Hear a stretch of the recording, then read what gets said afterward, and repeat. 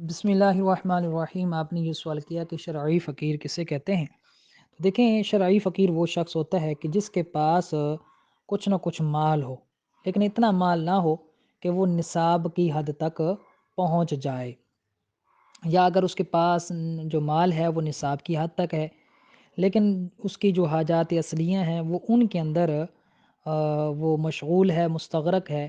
مثال کے طور پر رہنے کا مکان، پہننے کے کپڑے، خدمت کے لیے جو ہے وہ غلام ہے، اور جو علمی جن کا مشغلہ ہے ان کے لیے دینی کتابیں۔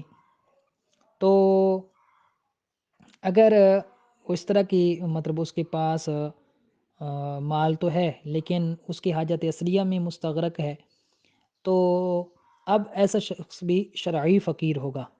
یا اس کے پاس نصاب تو ہے لیکن اس نے کسی کا قرض دینا ہے، اور اگر قرض نکالیں گے نصاب میں سے تو اب نصاب پورا نہیں بچے گا، 52.5 تولے چاندی کی مالیت کے برابر نصاب نہیں بچے گا، تو اب ایسا شخص شرعی فقیر کہلاتا ہے۔ تو اگر یہ سید نہ ہو، اور یہ علوی نہ ہو، اور آوان نہ ہو، ہاشمی نہ ہو، اور یہ ایسا بندہ اصول اور فروع میں نہ آتا ہو، اور صحیح العقیدہ سنی مسلمان ہو۔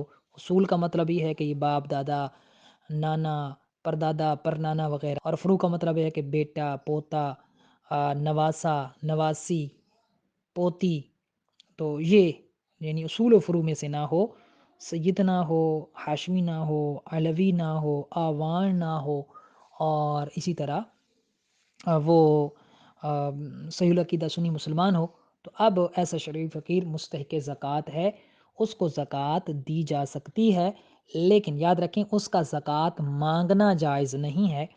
بغیر مانگے اگر کوئی اس کو زکوٰۃ دے تو وہ زکوٰۃ بالکل لے سکتا ہے۔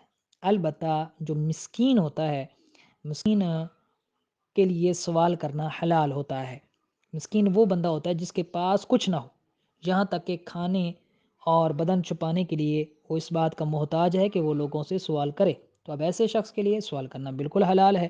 لیکن فقیر کے لیے سوال کرنا ناجائز ہے، گناہ ہے، کیونکہ جس کے پاس کھانے اور بدن چھپانے کے لیے کچھ ہو تو اسے بغیر ضرورت اور بغیر مجبوری کے سوال کرنا حرام ہے۔